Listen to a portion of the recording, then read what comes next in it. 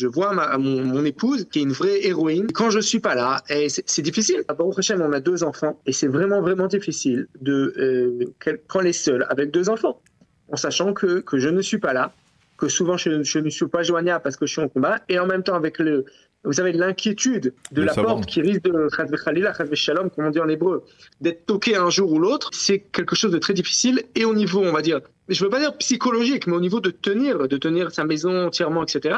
Et au niveau de la parnassa, des entrées d'argent, de comment vivre, il y a des inquiétudes. En même temps, vous avez des soldats qui en même temps sont en train de combattre et en même temps essayent de travailler avec le téléphone, avec l'ordinateur, essayent de continuer leurs études quand ils peuvent. Donc oui, c'est un vrai fardeau qui est un fardeau économique et psychologique entier pour le pays et qui est très difficile. Et au bout du compte, c'est pas pour rien qu'Israël avait toujours décidé de faire des guerres qui sont courtes. Et c'est pas la guerre la plus longue. La guerre la plus longue, c'était la guerre d'usure entre 67 et 70.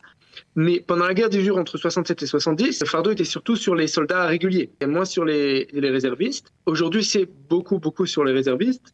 On n'a pas assez d'hommes, il y a une partie de la population israélienne qui ne rentre pas à l'armée, et même dans la population israélienne, on va dire sur le public qui, oui, fait l'armée, c'est-à-dire le public juif non ultra-orthodoxe, et la plupart des gens ne sont pas réservistes et ne vont pas obligatoirement, et s'ils sont réservistes, ils ne vont pas obligatoirement en zone de combat. Donc oui, c'est un fardeau qui est très difficile, mais d'un côté, on comprend pourquoi on fait ça,